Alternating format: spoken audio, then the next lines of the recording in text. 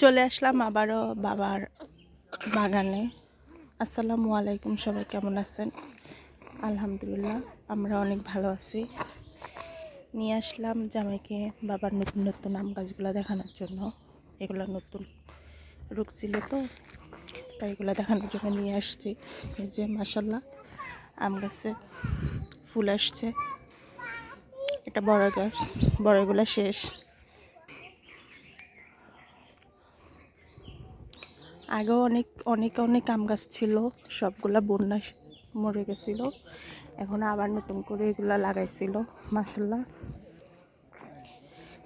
আর এটা হচ্ছে তুলসী গাছ। তুলসী পাতা আমাদের অনেক উপকারে আসে, ঠান্ডা লাগলে, জ্বর কাশি হলে।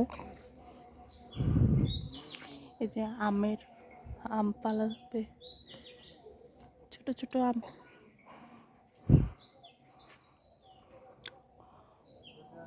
মাশাল্লাহ। এই জাম গাছ একটা কে মেরে ফেলছে, হিংসা এমন একটা জিনিস। দেখেন গাছের ক্ষতি করে ফেলছে, মাশাল্লাহ।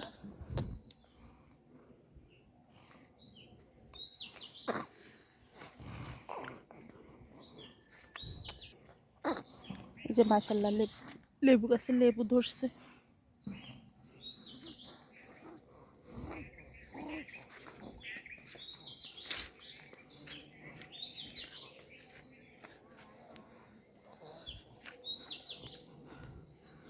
এটা হচ্ছে ডালিম গাছ, ডালিম গাছের ফুল।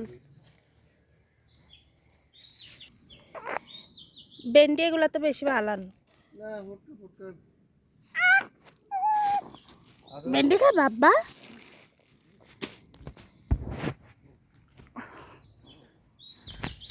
এটা হচ্ছে লাল আম গাছ। এ আমগুলা নাকি লাল লাল কালারের হবে। আসলে আমি প্রথম দেখছি তো, জানি না, দেখা যাক কি হয়। এই যে দিকে তাকায় আম আর আম। এটা হচ্ছে সবেদা গাছ। ফল বাগানের সাথে কিন্তু সবজিও করা হয়। এই যে সবজি, মাশাল্লাহ। ওই যে লাউ দেখা যাচ্ছে ভিতরে, আমার আব্বা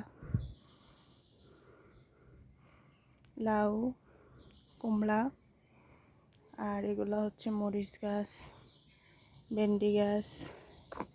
ওইদিকে করছে বেগুন গাছ, করলা গাছ, মাশাল্লাহ।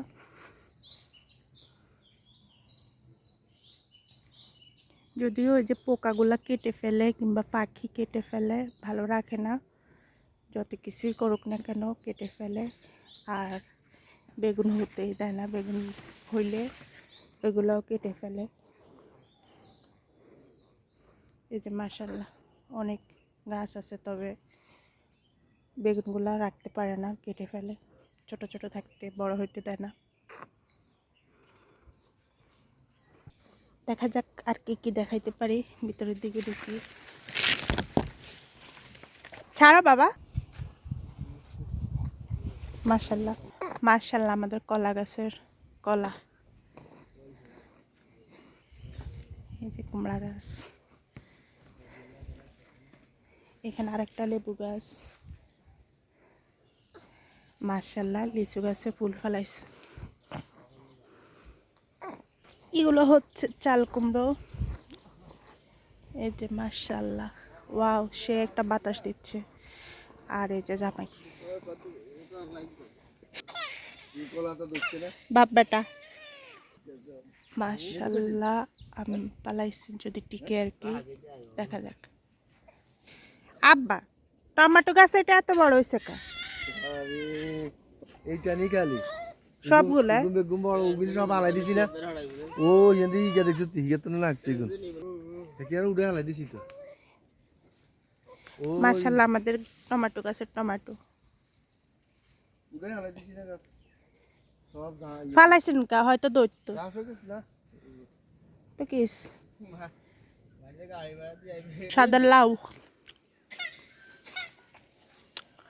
পুরা ভিডিও কেমন লাগছে অবশ্যই জানাবেন। ভালো লাগলে লাইক কমেন্ট শেয়ার অবশ্যই করবেন। আল্লাহ হাফেজ, আসসালামু আলাইকুম।